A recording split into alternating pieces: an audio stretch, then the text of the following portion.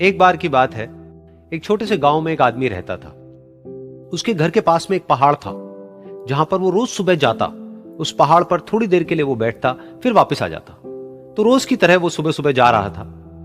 पीछे से उसका छोटा सा बेटा आया। उसने आकर के उसका हाथ पकड़ लिया और कहा कि आज मैं भी आपके साथ चलूंगा। उसने पहले तो उसको थोड़ा सा समझाया और मना किया। कहा कि जो रास्ता है वो बहुत ही छोटा है और चढ़ाई बहुत ज्यादा है, तो तुम मेरे साथ नहीं चल पाओगे।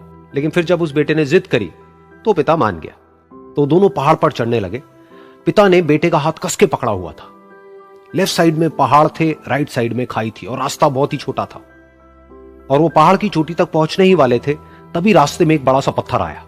क्योंकि पिता उस रास्ते पर रोज आता था, तो उसको पता था कि वहां पे पत्थर है, तो वो साइड से निकल गया।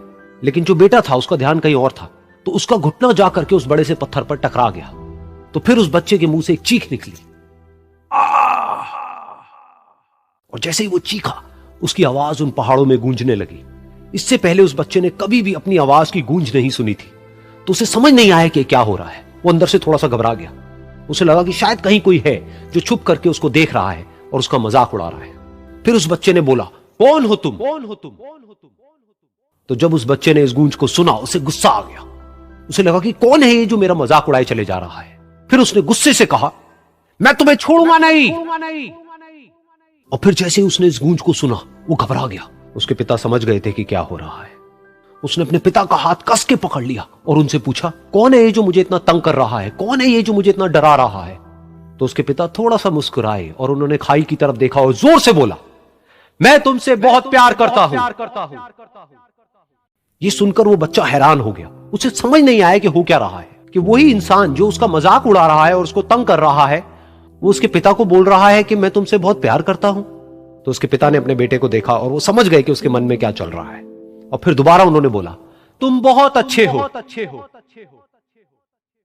और ये सुनकर उनका बेटा भी थोड़ा सा मुस्कुराया और पूछा अपने पिता से कि ये क्या हो रहा है। और फिर उसके पिता ने अपने बेटे को समझाया, ये जो आवाज तुम सुन रहे हो ना, ये किसी और की नहीं है, ये तुम्हारी ही आवाज है जो कि पहाड़ों में गूंज रही है और तुम्हें अपनी ही आवाज सुनाई दे रही है।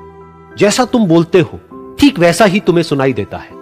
अगर तुम गुस्से से कुछ कहोगे तो पलट करके जो आवाज आएगी उसमें भी गुस्सा होगा, लेकिन अगर तुम कुछ अच्छा कहोगे तो वो आवाज भी अच्छी होगी। बिल्कुल इसी तरह से हमारी जिंदगी में भी होता है।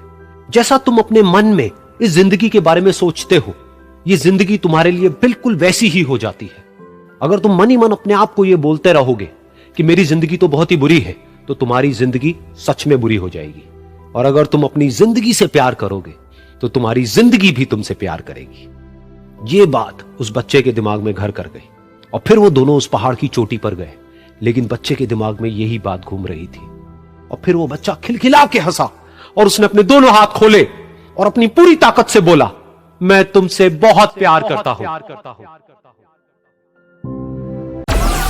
Download Moj.